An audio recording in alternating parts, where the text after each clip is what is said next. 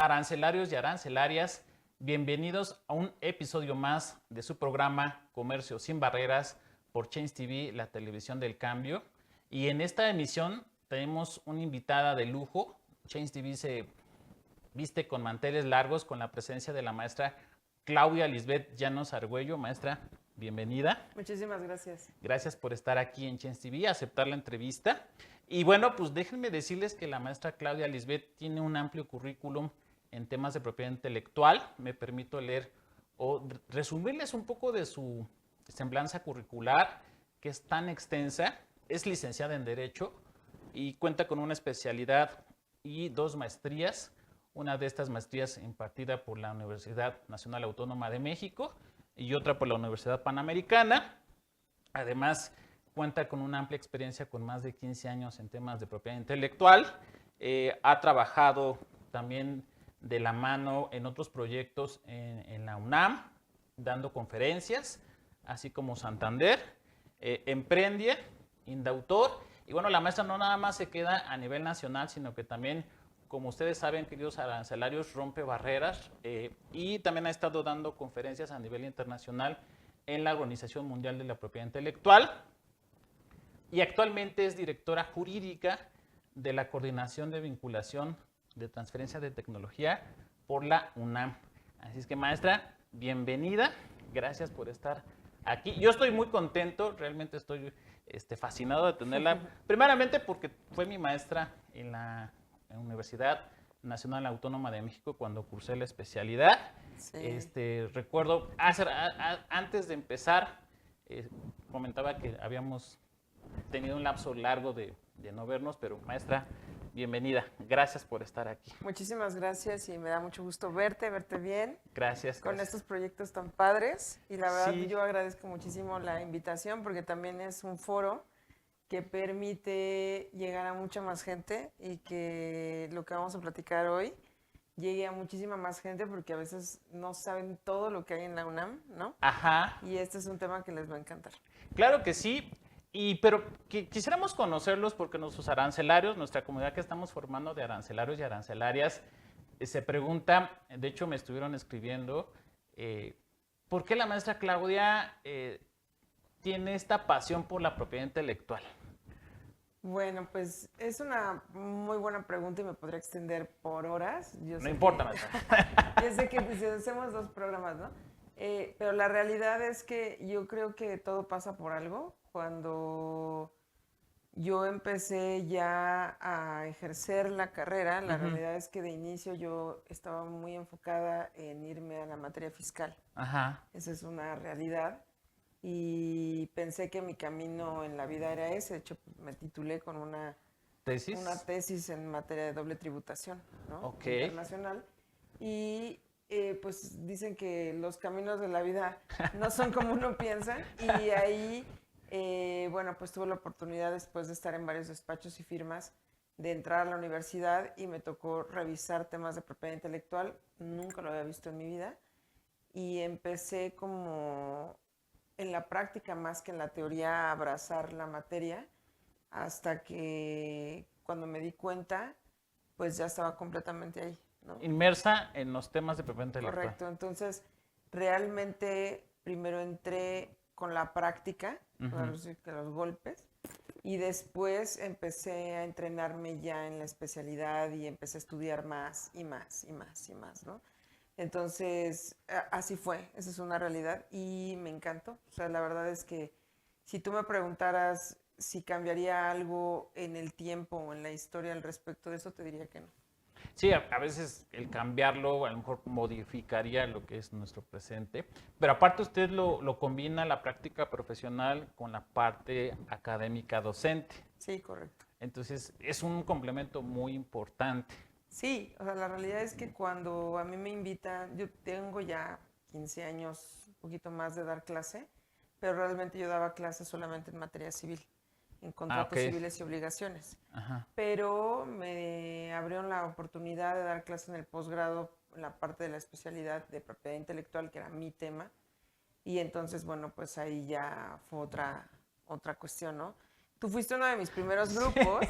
Y, sí, me acuerdo. Sí, y la verdad es que pues sí era un reto porque pues son chicos que ya saben, primero nadie los obliga a ir, dos, pues saben que quieren, tres, ya están formados a veces en la materia, Ujú. ¿no? Entonces, pues siempre es como más bien son charlas como de iguales y no necesariamente de que te vean como hacia arriba y bla, bla, bla, sino realmente son charlas entre abogados, entre iguales, entre colegas y que pues a veces se ponen buenas, ¿no? Las Se ponen discusiones. buenas. Yo me acuerdo de la primera clase que usted me dio fue el tema del artículo 147 de la Ley Federal de Ah, Derechos de sí. Autor, que son las excepciones, ¿no? Excepciones y Y limitaciones. limitación, o sea, sí estuve en clase.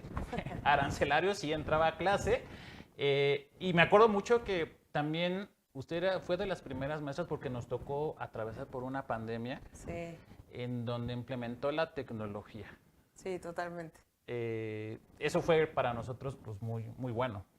Sí, bueno, fue un cambio radical en donde de repente pues todavía la universidad no sabía cómo le iba a hacer frente y pues al final digo, una de las cosas que siempre creo es que como abogado pues tenemos que ir un paso más allá, como que esta idea de pues ya como del abogado que tiene atrás los libros, no, no porque no me gusten, a mí me encantan los libros, pero sí tenemos que empezar a utilizar y hacernos de herramientas que nos puedan ayudar a mejorar la situación. Y en el caso de la pandemia y de todo lo que pasó, pues realmente era eso o morir, ¿no? Era o no tomar clases. Entonces dije, pues, ¿a través de qué? De Zoom, ¿no? O Sí, sea, sí, sí, sí, es y cierto. vámonos. Y hablando precisamente de tecnología, el tema que hoy nos incumbe es precisamente el tema de la transferencia de tecnología.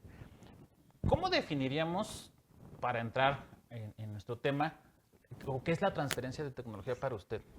Pues mira, hay muchos, no tantos creo, de hecho no hay tantos autores que hablen al respecto de la transferencia de tecnología como tal. Ajá. O sea, pero sí creo, y por la experiencia que he tenido en varios años ya, que realmente eso es como la colocación de un producto, vamos a decirlo así, pero realmente es como de un desarrollo tecnológico, Ujú. en insertarlo como en la sociedad a través de qué, pues obviamente de los productos que nosotros vemos. O sea, si tú, por ejemplo, vas a la farmacia y te estás comprando una buscapina o una aspirina, en algún momento eso fue generado en un laboratorio, tuvo un desarrollo fuerte y después de mucho, mucho trabajo, esfuerzo, dinero y todo lo que quieran, llegó a la farmacia de tu esquina para que tú lo pudieras consumir. Eso es al final, en palabras muy básicas, un ejemplo de transferencia de tecnología. O sea que la transferencia de tecnología tiene que ver ya con la comercialización Sí entra, del producto. sí entra, o sea, me parece que va un poco más allá, hay como muchos modelos. Ajá. Por ejemplo, una universidad, en nuestro caso, pues no tenemos un fin económico, Ujú. ¿no? Entonces nosotros nos dedicamos a, pues como lo dice la ley orgánica de la UNAM, ¿no? A formar personas como profesionistas a la promoción de la cultura, ¿no? Y a colocar capacidades de la universidad en la sociedad. Entonces, cuando nos vamos a ese tercer fin es colocar las capacidades, esta es una de las maneras más nobles de hacerlo. Y obviamente la intención sí, porque eso es cierto, la transferencia de tecnología y de conocimiento en general va dirigida mucho a una parte económica, o sea, una parte de hacer un negocio y de poder obtener un beneficio o una ganancia por aquello de lo que tú, digamos, te tardaste en Ajá. desarrollar, en investigar, etcétera. O sea que si buscáramos, por ejemplo, si nuestros arancelarios o arancelarias buscaran una forma quizás de invertir, Sí, ¿esta sería una opción, la transferencia de tecnología? sí sería una opción, claro, también creo que no deben de tener miedo como que me escuchen y digan, claro, eres la UNAM o tú trabajas en la UNAM y Ujú. estás hablando de desarrollos enormes. No necesariamente, o sea, me parece que hay desarrollos muy pequeños y cuando digo pequeños no es como en sentido peyorativo, sino más bien como con menos costo de inversión, etcétera, Para darte un ejemplo, me acuerdo mucho de un proyecto de alumnos en el CD, que forma parte de la Facultad de Arquitectura y es de diseño industrial. Y ellos hicieron unos muñequitos súper bonitos en forma de luchador. Pero realmente la manera en la que estaban las llaves con las piernas y las manos hacían la forma perfecta para poder destapar un refresco. ¡Wow! Ajá. Entonces fue genial porque la realidad es que la UNAM solo los apoyó y ellos colocaron ese producto, se protegió a través de un diseño industrial, primero el tema de protección, Claro. y después ellos empezaron a lograr una comercialización, una maquila y una comercialización, y tú lo podías ver, por ejemplo, en Gandhi, en librerías Péndulo y todo, como un producto que tú podías comprar, ¿no? Eso sí es bastante sorprendente. Y ahorita hablando de modelos de utilidad, entonces no nada más la transferencia de tecnología recae en una sola figura de creaciones, sino que también pueden ser diversas. Sí, correcto. O sea, tú en la parte de transferencia, cuando hablamos, por ejemplo, de que podrías estar dentro del tema de conocimientos, puedes ampliar muchísimo tu gama de productos. Por ejemplo, en el tema del software, pues tú bien lo sabes, estamos en la parte de derechos de autor, podemos estar hablando de patentes, podemos estar hablando de diseños industriales, de modelos de utilidad, de marcas, tal cual, y bueno, de secretos industriales y bueno, pues todo lo que se te ocurra.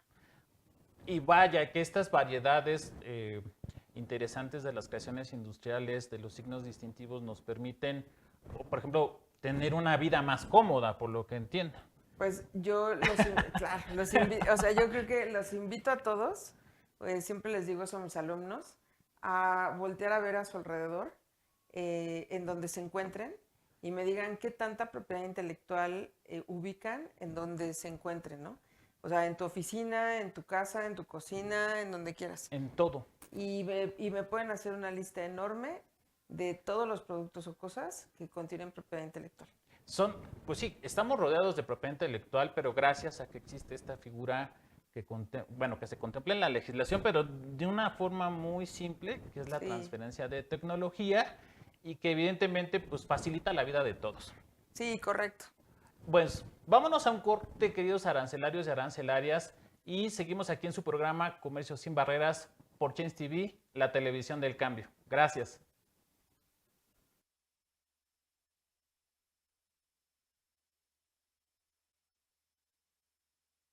Hola, ¿cómo están todos ustedes? Soy la maestra Karina Atl Aguilar Parra, acompañada de la maestra Lorena Hernández, y el día de hoy les traemos un nuevo proyecto denominado Perfiles Forenses, en el cual trataremos varios temas como psicología forense, criminología, derecho, medicina y muchos más. Los esperamos los días lunes a las 2:30 aquí por Change TV. ¿Qué tal? ¿Cómo están todos ustedes? Mi nombre es Antonio Salas Velasco, soy investigador biomédico, neurofisiólogo y presidente de Biomagnética Salas. Hacemos y hemos hecho investigación por muchos años, más de 20 en México y en otros 5 países. La intención del programa, el contenido, lo describe muy bien el título. Salud con ciencia. Es decir, lo que vamos a hacer es invitarlos a ustedes a asomarse a este contexto que es la medicina institucional más la medicina tradicional en un enfoque científico. Agradecemos a todos ustedes que estén aquí en Change TV todos los martes de 5 a 5:30 de la tarde. Bienvenidos.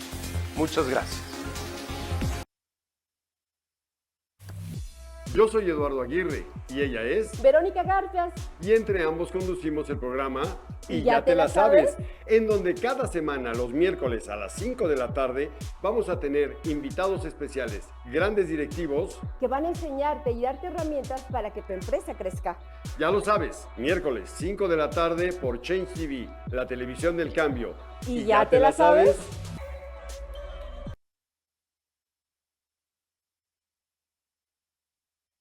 Querido auditorio de Change TV, les habla Jaime Álvarez, soy licenciado en Derecho especialista en materia civil, mercantil y negligencia médica, y me acompaña el licenciado Juan Miguel García Benumea, abogado especialista en materia penal y victimología.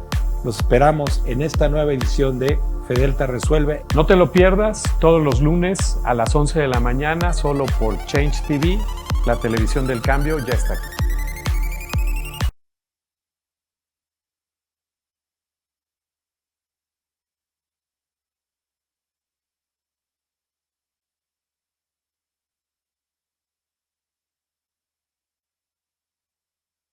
Y ya estamos de vuelta aquí, queridos arancelarios y arancelarias, en su programa Comercio sin Barreras con la maestra Claudia Lisbeth.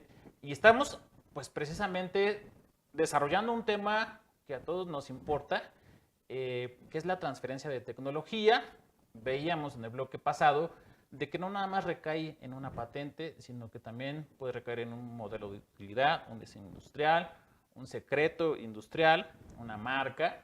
Pero, a ver, yo quiero preguntarle, querida maestra, ¿y esto cómo se manifiesta la transferencia de tecnología? ¿A través de qué instrumentos jurídicos? Bueno, la ley sí te señala en algún, o sea, aquí habría que entrar mucho a ver la distinción, por ejemplo, si vas a hablar de derechos de autor o de propiedad industrial, ¿no?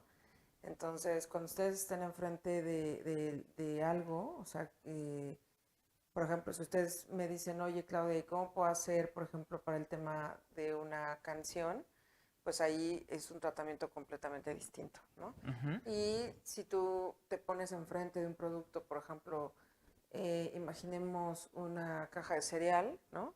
Lo más, digamos, algo sencillo, o una silla, que tenga un modelo muy, por ejemplo, de gamer, que tiene un modelo totalmente distinto, es decir, un diseño. Estamos hablando de otra cosa y las licencias, la ley te marca distinciones, ¿no? Porque al final, como que la parte de industrial, la parte de propiedad industrial, tiene realmente más un tema preponderante económico y de explotación. Y la parte autoral, como yo les platicaba siempre en las clases, pues es un tema súper romántico, en donde la ley va a poner al autor siempre como una población vulnerable y por lo mismo va a tratar de que los derechos siempre retornen al propio autor, ¿no? Entonces, cuando estamos en ese supuesto de uno u otro, pues la ley sí te da, digamos, algo de luz. Sin embargo, si habláramos de licencias, por ejemplo, la Ley Federal del Derecho de Autor es muy indistinta y trae ahí un problema, porque trae la palabra licencia y la palabra cesión de derechos como si fueran un sinónimo. Y la realidad es que para un abogado o cualquier persona, si tú hablas de una cesión de derechos, entiendes que sale del patrimonio de una persona e ingresa al otro y ya no regresa. En el caso del derecho de autor, como vivimos en otro mundo, pues entonces la cesión de derechos debe de corresponder a tres supuestos.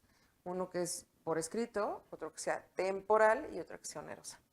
Entonces ahí ya nos empezamos a meter en problemas, porque la ley, a pesar de que trata en algún momento y en algunos artículos de hacerte una distinción entre uno y otro, en otros artículos te lo marca como si fuera un sinónimo.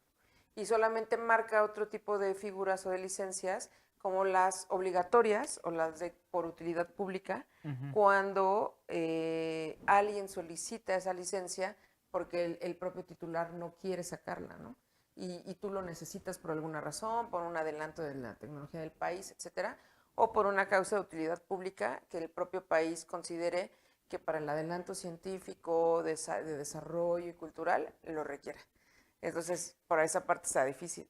Y por la parte de propiedad industrial, si bien sí se habla un poco de la licencia, no se habla realmente de los mecanismos que debería de llevar, de cómo deberías, el cómo hacerlo, ¿no? O sea, no habla realmente de un tema de transferencia como tal, qué tanto camino tienes que llevar. Entonces, me ha tocado, y ahora tengo un exalumno también igual que tú, que ahora trabaja en una universidad, y la vez pasada me decía, es que me están encargando que realice, por ejemplo, el tema de determinar qué tan maduro está esto para poder hacer una transferencia, o si de plano se tiene que casi ir al bote de la basura. Y yo, bueno, infartada, porque dije, es que ni siquiera un abogado solo tiene que hacerlo, ¿no? Sino tiene que ser Grupo multidisciplinario, claro, o sea, dependiendo del tipo de proyecto. Entonces, bueno, pues son muchísimas cosas y él justo decía, es que necesito un libro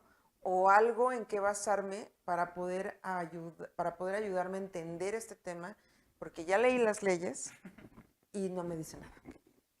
O sea que la sugerencia que usted nos hace, de acuerdo a su experiencia, sí es como que ampliar ese capítulo en la ley para poder justamente que las contrataciones realmente sean iguales sin que se entienda que hay que una de las partes en contrato tenga una ventaja excesiva, ¿no? Pues, o sea, yo creo que sí podría normarse un poco, o sea, al menos como para darte un poco las reglas de lo mínimo indispensable. También es cierto que se basa mucho en la parte, pues, mucho de la voluntad y la manifestación o sea, la manifestación de la voluntad de las partes, como en temas civiles, muy civiles. Muy de la doctrina civil. Muy de la doctrina civil.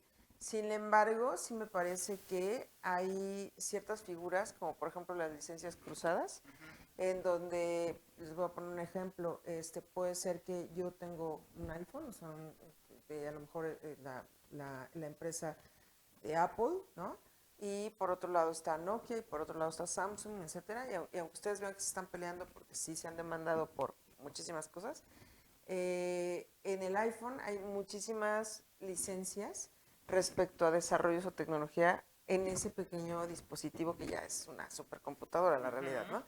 Entonces, algunas de esas licencias se tienen que cruzar, es decir, cosas que tiene Apple tiene que entregarlas a otras empresas para que su dispositivo pueda utilizarse y esas otras empresas a su vez otorgan una licencia a Apple para que su dispositivo pueda utilizarse. Nokia es un ejemplo.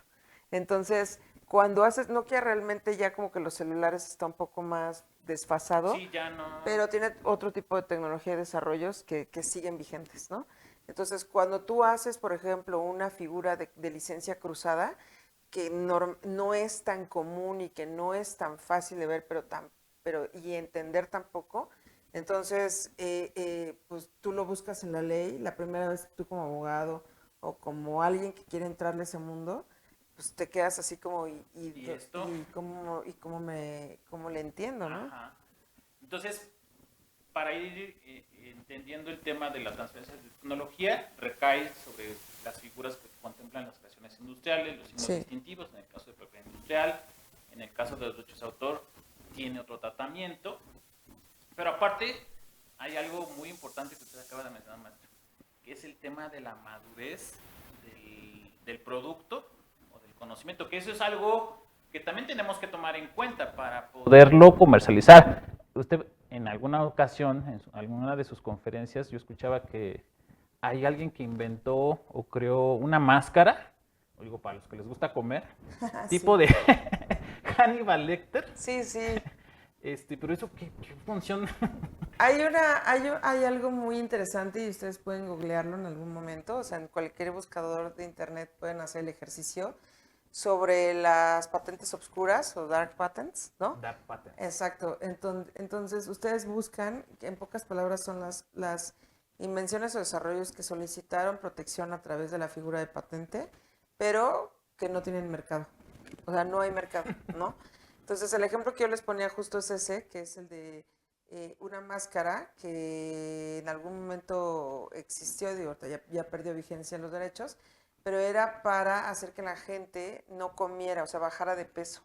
Entonces el nutriólogo presumiblemente tenía como los candados o la forma de quitarte la máscara y entonces tú solamente podías ingerir líquidos.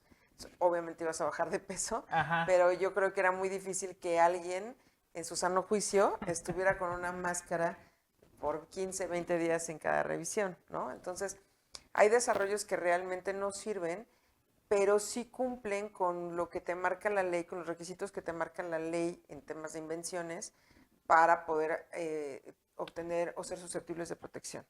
O sea, la novedad, la actividad inventiva y la aplicación industrial. La aplicación industrial realmente te la dan como casi de cajón, porque se presume que esa persona que hizo la máscara podría hacer 20, 30, 40 o 50 máscaras, ¿no? Pero el tema de la actividad inventiva y la novedad, pues ahí sí ya va un poco más son elementos más fuertes. En el caso de la novedad, pues realmente es que no se encuentra en el estado de la técnica o del arte, ¿no? O sea, ese sí debe ser totalmente nuevo, novedoso. Y en el caso de la actividad inventiva es que realmente no sea evidente para un técnico en la materia, ¿no? Entonces, pues la máscara no era evidente, cumplía con novedad y con aplicación industrial. Pero si tú volteas a ver el mercado, dices, ¿realmente tiene mercado? ¿No? No. Ese es un tema. O la otra es que muchas veces los investigadores, y nos pasa mucho aquí en la UNAM, tienen una línea de investigación, porque al final tienen esa libertad de investigar lo que ellos deseen, esa línea. Pero cuando nosotros vemos o volteamos a ver el mercado, ya hay algunas otras cosas que pueden estar superando y llegando al mismo resultado, ¿no? O sea, imaginemos a lo mejor una, no sé, una prueba para poder detectar azúcar en sangre o glucosa, y hay muchísimas en el mercado, muy económicas, y a lo mejor el investigador tiene una muy buena propuesta, está bien, pero al momento en que tú la quieres escalar, la prueba te va a costar, no sé, imaginemos 10,000 pesos, cuando la realidad es que ahorita ya encontramos pruebas de ELISA en donde tú te picas el dedo solito, colocas tu gotita de sangre ahí y te marca cuánto tienes con tu glucómetro, ¿no? O sea, ya es como... Y muy barato. Ajá. Entonces, pues estará muy padre lo que hace el investigador, pero ya no tiene competencia. O sea, ya no compite con lo existente. Entonces ahí ya empieza a ser algo que se tiene que descartar, o que vas a tener que innovar sobre tu base para poder llegar a un producto que de verdad compita con lo que ya hay en el mercado. Claro. Y entonces ahí es donde yo creo que lo que entiendo, o más bien lo que yo entiendo es que, por ejemplo, si yo quisiera invertir en un producto para poderlo comercializar, sí tengo que tomar en cuenta este punto, la madurez del producto, de la invención, para poderlo comercializar, que compita. Ajá, hay como dos puntos interesantes. Uno, el que tú marcas, que es el tema de la maduración. Cuando un desarrollo nace, yo creo que todos realmente, y me incluyo, cuando nosotros tenemos un producto, imaginemos, no sé, a lo mejor la pastilla anticonceptiva. Ah, ok. ¿No? Okay. Entonces, todo el mundo ya la conoce y todo el mundo sabe que la encuentra en la farmacia. Sin embargo, todo el desarrollo y la tecnología que hubo atrás no la alcanzamos a ver. Entonces, eso, en algún momento, una universidad o un laboratorio tuvieron que invertir muchísimo dinero y muchísimo esfuerzo, y probablemente al momento en que ellos solicitaron la protección en invenciones, no tenía la madurez para llegar al otro día al mercado. Porque al final lo primero que tienes que hacer es, y si quieres ahorita lo podemos continuar platicando, pues justo son esas fases que le llaman el famoso Valle de la Muerte, de los desarrollos, en donde tienen que pasar por muchísimas pruebas, y que se incluye también entonces la parte sanitaria, por ejemplo en medicamentos, porque pues uno tiene que acreditar que eso no es tóxico, que no mata a nadie, que es eficaz, que es sostenible, ¿no? Y que se puede escalar. ¿Y todo eso a través de las memorias técnicas? Sí, correcto. Hay una memoria técnica que se trabaja mucho para la parte de protección, que se entrega al INPI, y la otra es un expediente o una carpeta que se debe de entregar a COFEPRIS, que te aporta información sobre no nada más la madurez, sino también las fases clínicas, por ejemplo en el caso de un medicamento. No, ojo, no todos los desarrollos llevan ese proceso, porque habrá unos como lo que dije de los muñequitos es un destapador, ajá, que no necesitan todo ese proceso, ¿no? Sí, que finalmente son modelos, pero que no que no necesitan, como usted comenta, este tema. Pero, ¿le parece si vamos a un corte? Sí, claro. Regresamos con más aquí en su programa Comercio sin Barreras por Change TV, la televisión del cambio. Gracias. Hola amigos de Change TV, ¿cómo están? En esta ocasión vamos a hablar de los accidentes en las carreras. Yo como piloto de Change TV, Salvador Estrada, corriendo ya por mi 20ª temporada, pues quiero platicarles que hay dos tipos de pilotos. Hay los pilotos que van a chocar y los pilotos que chocan. No hay de otra en las carreras.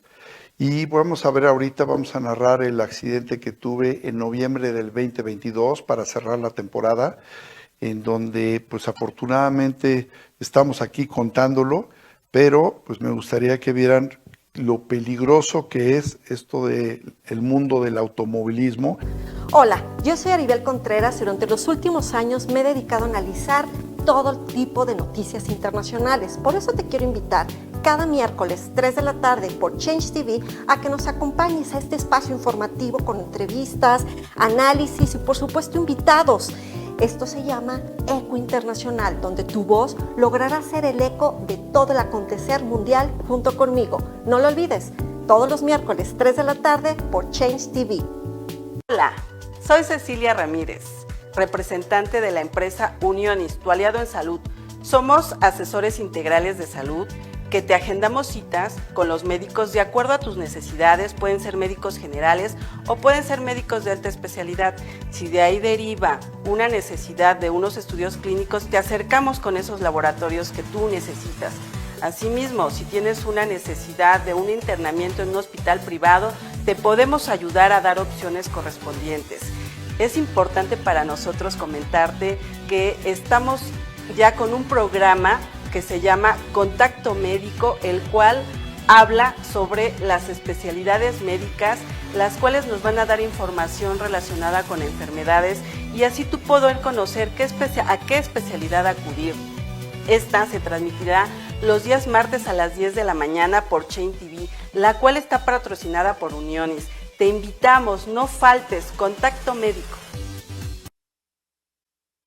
Soy Octavio Urbina Álvarez, artista plástico, promotor cultural, presidente de CIPLAM, la Confederación Internacional de la Plástica Mexicana, vicepresidente del Consejo Mundial de Artistas Visuales, COMAP.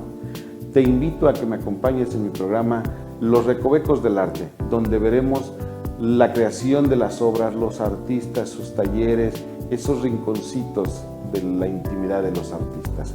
Todos los miércoles aquí en Change TV a las 4 de la tarde, la televisión del cambio. Y recuerda, el arte es el alimento del espíritu.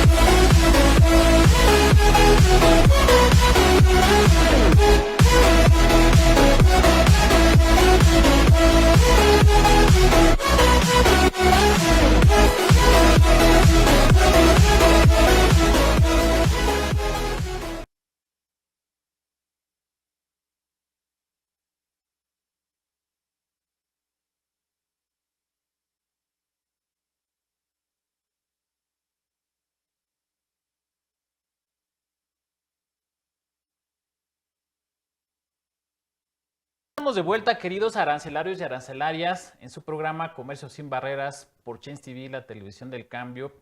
Pues en esta entrevista con la maestra Claudia Lisbeth, quien nos está compartiendo elementos tan importantes para que tu negocio pueda crecer y tengas también, lo decíamos hace rato, una forma de poder invertir no tan tradicional, sino que veas que hay un abanico de posibilidades.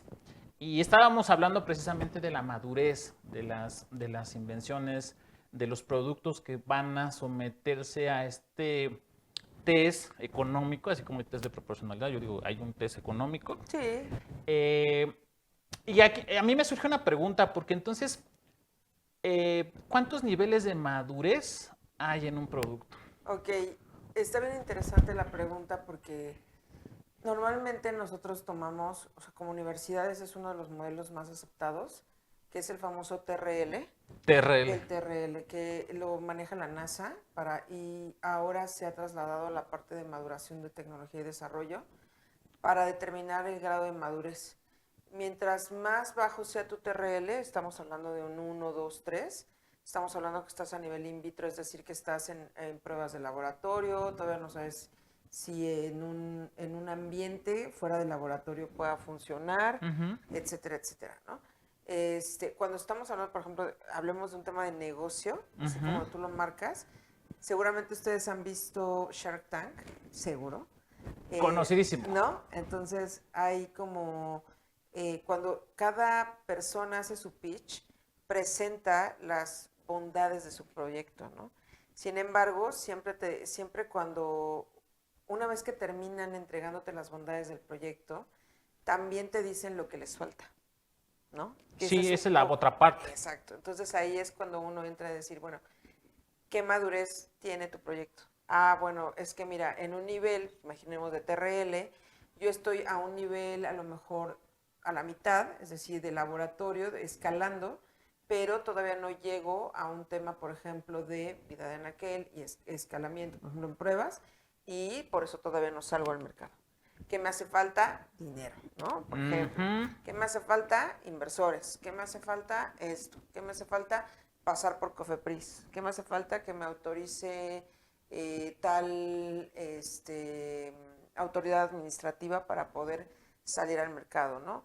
Etcétera, etcétera. Entonces, ahí es cuando, por ejemplo, si hay un tema de inversores o de capital semilla o capital ángel o de riesgo, bueno, pues entonces entran a analizar el proyecto desde la entraña, es decir, a ver, lo primero que preguntan siempre, porque lo he visto con los emprendedores de la UNAM, es, porque también al final tenemos esta parte de emprendedores, siempre preguntan cuando hay inversores, ¿tienes propiedad intelectual? Sí, sí tengo. Ya, tienes una palomita. Check. Sí, tienes un check. Ok, ¿qué tipo de propiedad intelectual tienes? ¿No? El segundo check que siempre les hacen, y sobre todo cuando son empresas grandes, es ¿dónde la tienes protegida? ¿La tienes protegida solo en México o la tienes ya en fases nacionales en otros países? O al menos una protección que arranque a nivel internacional con el sistema PCT, ¿no? Entonces, si tú les dices, sí, tengo protección en Estados Unidos, en Canadá, en Unión Europea, otro check. Porque eso significa que tú vas a tener mayor posibilidad de explotar en distintos mercados, ¿no? Claro. Ahí ya estás hablando de otra cosa. Que si solamente dices solo en México, entonces sabes de antemano que estás totalmente amarrado de manos a que solamente lo vas a hacer en México. Y si en algún momento alguien quiere hacer ese proyecto en Canadá, no hay manera en la que tú quieras iniciar una demanda o algo porque esa persona lo está haciendo en Canadá porque ese territorio no está protegido. Entonces, por ahí, ¿no?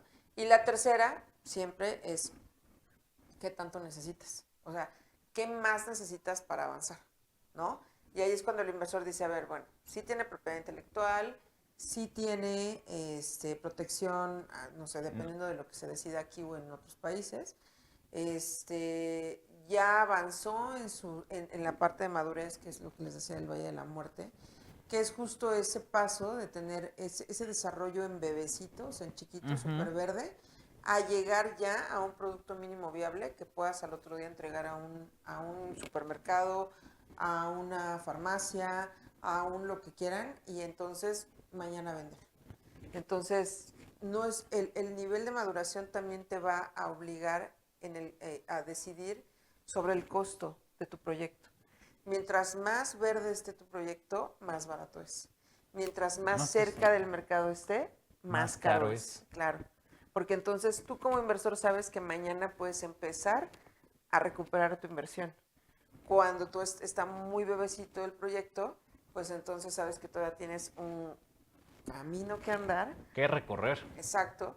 Y vas a tener que invertir y es capital de riesgo, siempre lo digo porque podría ser que el proyecto no funcione. Exactamente. Sí, que ahorita que usted nos estaba comentando y explicando del proceso que lleva el invertir en transferencia de tecnología, recuerdo de un testimonio de Arturo Elías Ayub, o sea, conocidísimo, A él le ofrecieron en su momento lo que era esta plataforma de Snapchat, Ah, que estaba en un nivel de maduración, como usted dice, in vitro, y que cuando a él le dicen es que lo que necesito es capital, él veía en aquel entonces como algo inviable, o sea, decía, eso es una locura, no lo vamos a hacer. Y después dice, bueno, creo que si hubiera tenido la asesoría, la experiencia, pues hoy realmente hubiera sido un buen negocio. Pero sucede, o sea, realmente Sucede. pasa y es parte quizás también del arriesgue, ¿no? O sea, los Es negocios a veces sí hay que ponerles un poco de fe o arriesgarnos en un producto, ¿no? O sea, porque también no vamos a encontrar algo que sea tan, pues a veces tan acabado, ¿no? Sino que también tenemos que poner esa parte de poder saber invertir. Y hay gente que le gusta. Sí. O sea, realmente dice, bueno, esto yo lo veo muy viable, pero hay que invertirle poco, pero ya cuando esto se desarrolle, pues voy a obtener unas ganancias muy buenas. Ahora, hablando de este tema, me surgió otra pregunta porque quisiéramos saber, maestra, ¿qué sujetos intervienen en las transferencias de tecnología? Ok, bueno, también, eso también es, bueno, yo sí, todas las preguntas son interesantes, pero es que es bien interesante porque también depende de quién haya desarrollado.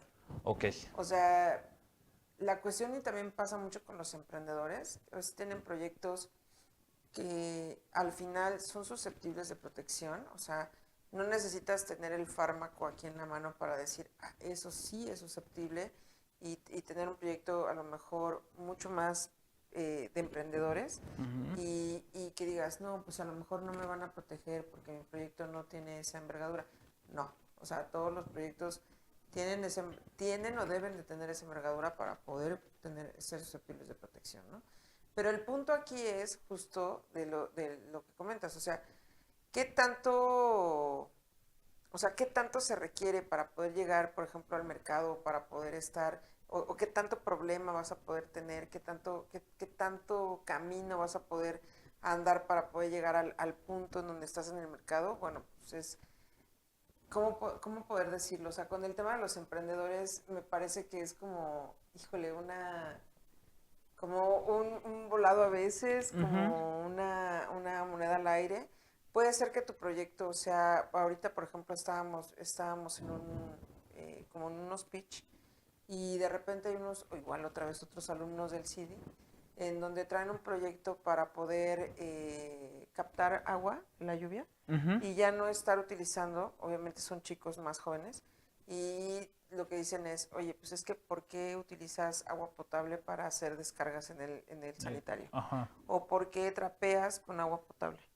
Entonces lo que vamos a hacer es captar agua de la lluvia, porque ya hicieron su análisis, y en 12 meses del año, 8 meses está lloviendo en Ciudad de México. Entonces están haciendo su captación, hicieron su modelo, se colocó y se probó en Tlatelolco, funciona, es muy barato y entonces ya todo el mundo dice, bueno, ¿cuánto necesitas en tu inversión para poder llegar al mercado? Necesito tanto, te ofrezco X cantidad de porcentaje de acciones de mi empresa para poder llegar al mercado. Y todo el mundo pues levanta la mano y dice, oye, pues claro que me interesa, ¿no? Sí, pero claro. Es un proyecto casi ya para salir al mercado. Y por el otro lado podemos ver un proyecto en donde es una molécula, ¿no? Que necesita un microbio. Y necesitas N cantidad de pruebas, millones de dólares en inversión.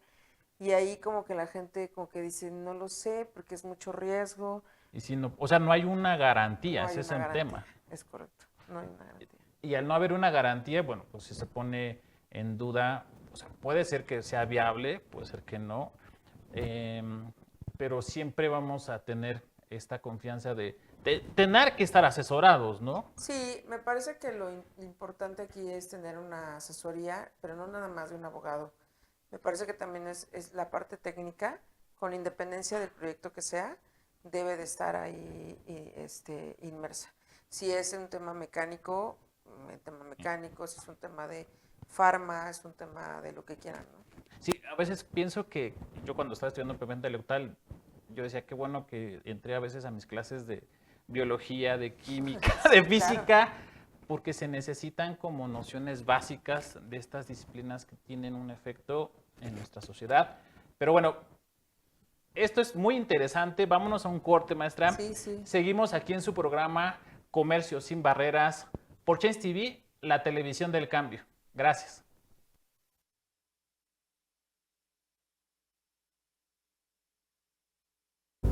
Amigos, te esperamos en ADN Empresarial. Recuerda, con Dani Hernández y tu servidor Amador de la Cruz, todos los viernes a las 9 de la mañana, en donde estaremos tratando los temas que tienen que ver con todo lo que es el sector productivo, todo lo que es el sector industrial, todo lo que tiene que ver con la calidad, la productividad y la competitividad. Recuerda, todos los viernes a las 9 de la mañana, aquí te esperamos en ADN Empresarial.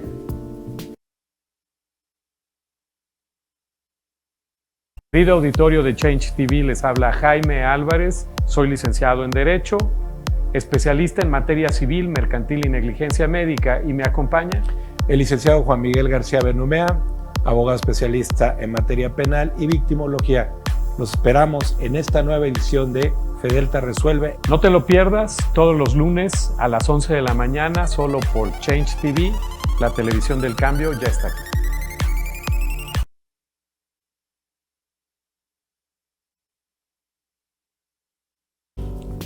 Trabajar en equipo es estar convencido de que nadie llega a la meta si no llegamos todos. Hola, soy tu amigo Juan José Morales, creador de Crack Team 1000. Somos un equipo de más de 190 amigos de más de 20 profesiones en más de 14 países, con una sola visión, Visión Crack. Te espero, te invito a tu programa favorito, Crack Team el programa, todos los viernes a la 1 de la tarde, donde con profesionales, con profesionistas, platicaremos sobre temas de contaduría, leyes, mercadotecnia, sistemas y muchos más aspectos que te pueden servir en tu negocio. Todos los viernes a la 1 de la tarde por Change TV. La televisión del cambio ya está aquí. Gracias.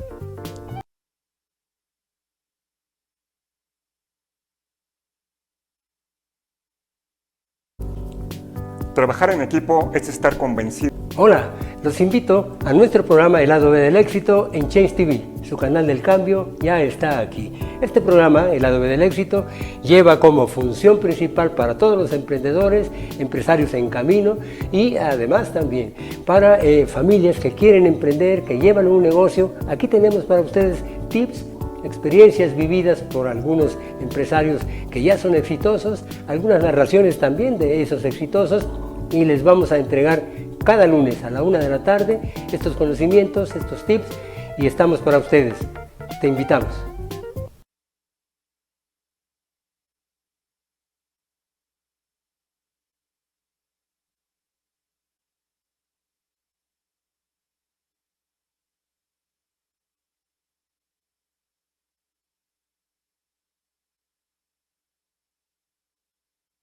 Ya estamos de vuelta en su programa Comercio Sin Barreras por Change TV, la televisión del cambio. Y estamos con este tema, maestra, realmente interesante respecto de los sujetos. Sí. Los que intervienen en la transferencia de tecnología. ¿Quiénes pueden ser? Pueden ser varios, o sea, dependiendo de quién, digamos, de quién esté jugando, ¿no? Ok. Si arranca el proyecto en una universidad, normalmente la universidad va a estar ahí. Puede pedir, por ejemplo, apoyos al gobierno, por ejemplo, a través de lo que es ahora CECITI o SECTEI, y entonces también va a haber una participación de ellos porque la nueva Ley de Ciencias, Humanidades y Tecnología les permite tener una participación en titularidad de todos los susceptibles en protección. Puede estar también o sea, más bien no puede, debe estar, por ejemplo, también el inversor. A veces los proyectos y ahora la normativa, por ejemplo, en universidades, se ha flexibilizado aquí en México y ha seguido como modelos más de otras universidades que hacen más estos temas, en donde permiten que los inventores, que también son parte de la universidad, como por ejemplo alumnos y o investigadores, formen parte y sean los emprendedores como tal, generen su empresa y ellos busquen inversión por otro lado, se puedan y hacemos la licencia desde la universidad a ellos como tal, como emprendedores. Y ahí están, ¿no? La parte de los inversores que es súper importante, aunque ustedes digan, oye, pero yo cómo voy a invertir muchísimas veces, y he visto muchos proyectos que hacen como pitch, en donde se les presenta a un grupo de inversores los proyectos, y yo digo, bueno, yo como inversor te puedo ofrecer, imaginemos 100,000 pesos, funcionan o no funcionan y cuánto me das de porcentaje por esos 100,000 pesos Ujú. otorgados, ¿no?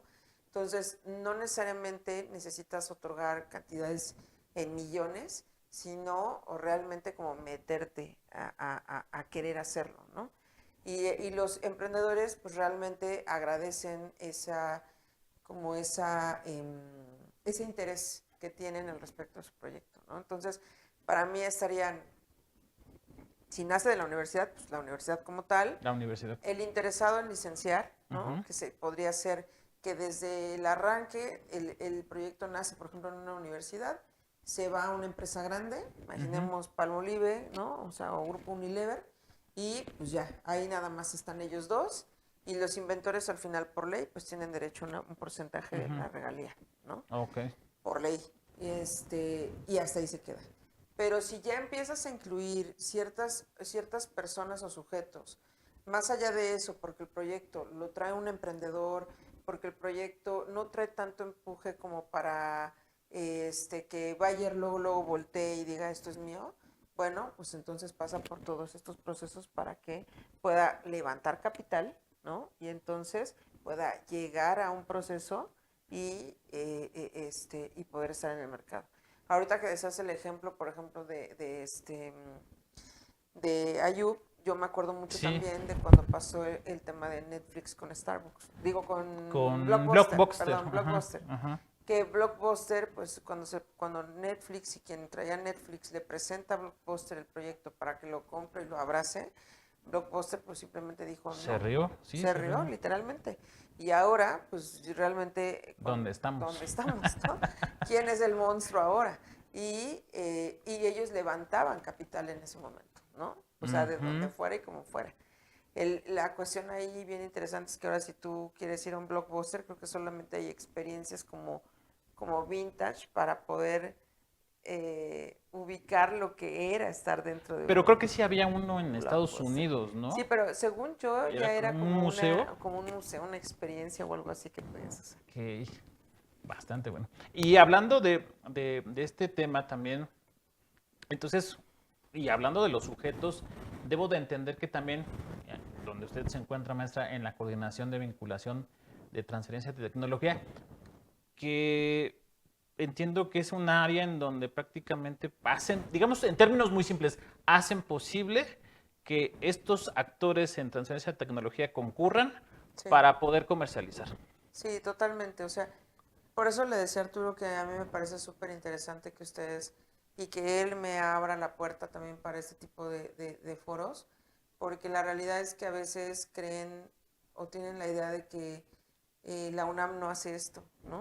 Y esta es una oportunidad también para que ustedes puedan, por ejemplo, si son egresados de la universidad también, o alguien de ustedes sigue estudiando en la universidad, sepan que tienen ese apoyo, por ejemplo, a través del sistema de Innova UNAM, que son las incubadoras UNAM, para poder activar su proyecto y de emprendimiento, en donde si bien no se les otorga capital en líquido, sí se les otorga capital, pero traducido en cursos, en consultorías legales, contables, para saber la naturaleza jurídica de su proyecto, cuál queda mejor, si necesitan protección, si necesitan, por ejemplo, NDAs o convenios de confidencialidad, o sea, que se sientan acompañados y protegidos en su proyecto, y eso es algo que la universidad brinda de manera gratuita. Entonces eso está padrísimo.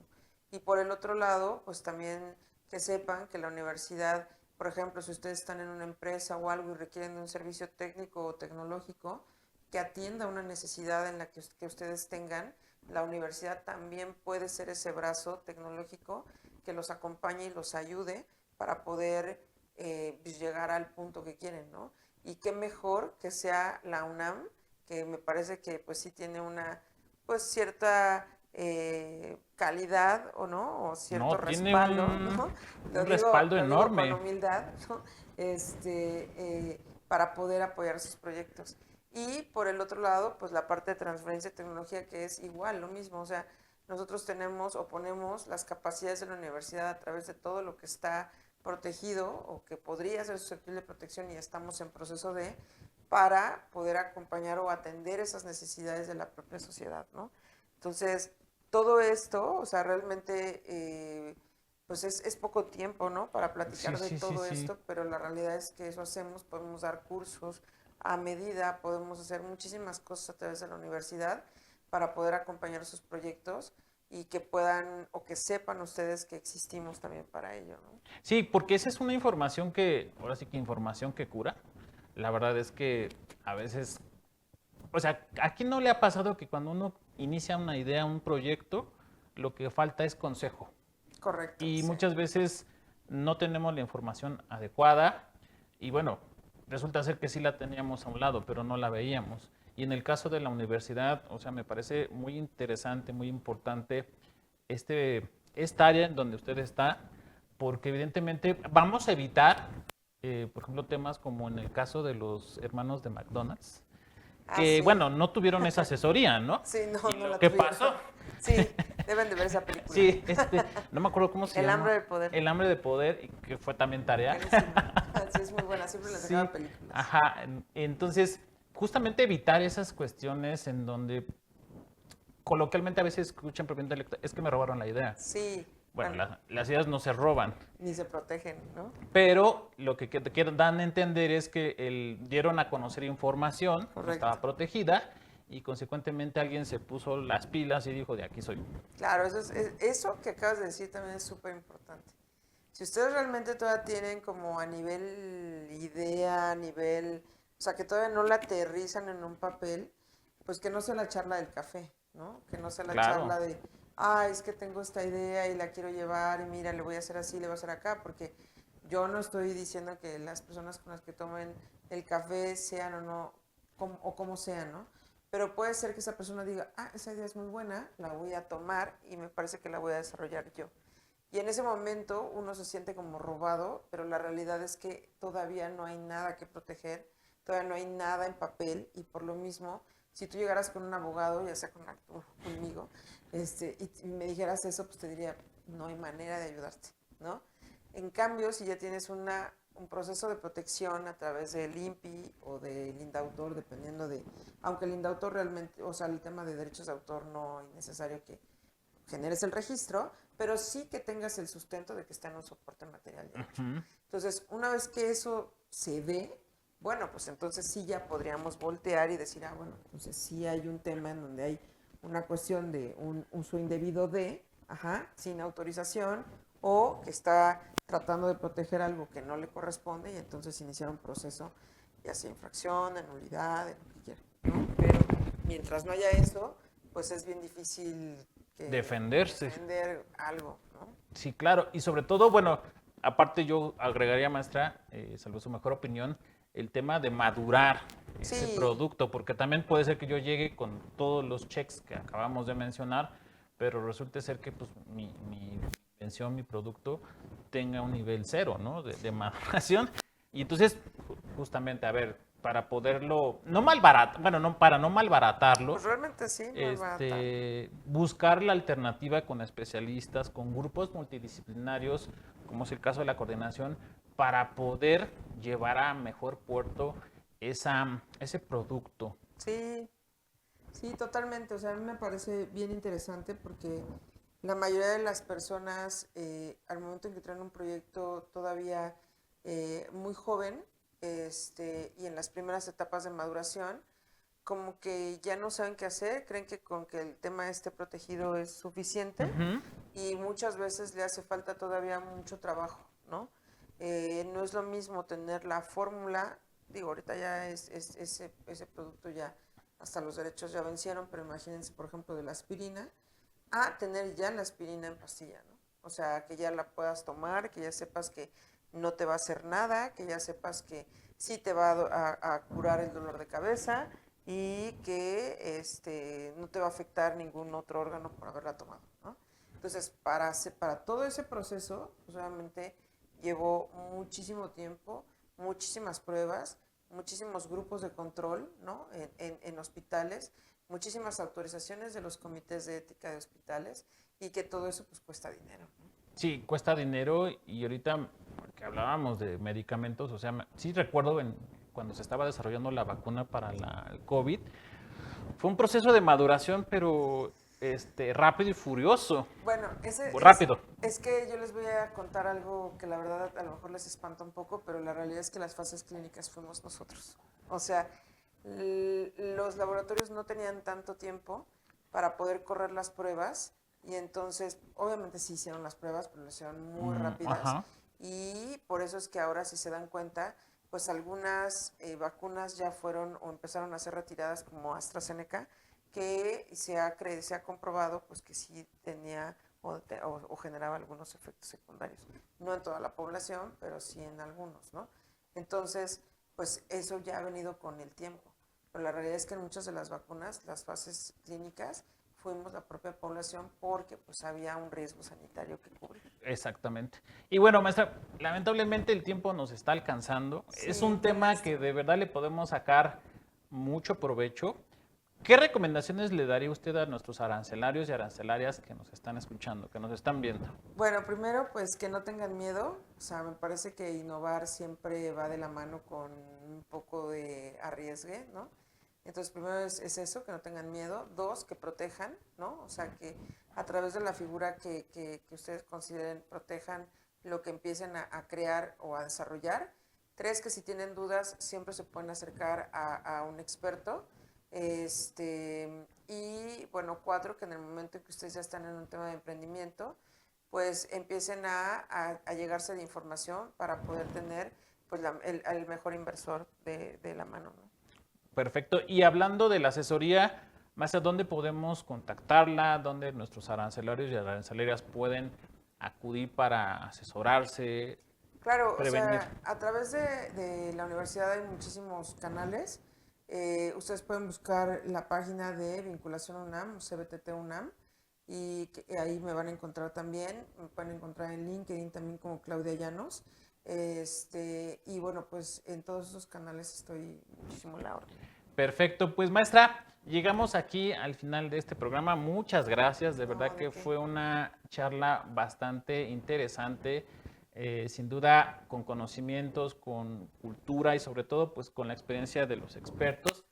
Agradecemos mucho su presencia, que esta no sea la última, sino que sea la primera de muchas oportunidades que nos dé la oportunidad de entrevistarla. Esta es su casa. Muchísimas Bienvenida. gracias.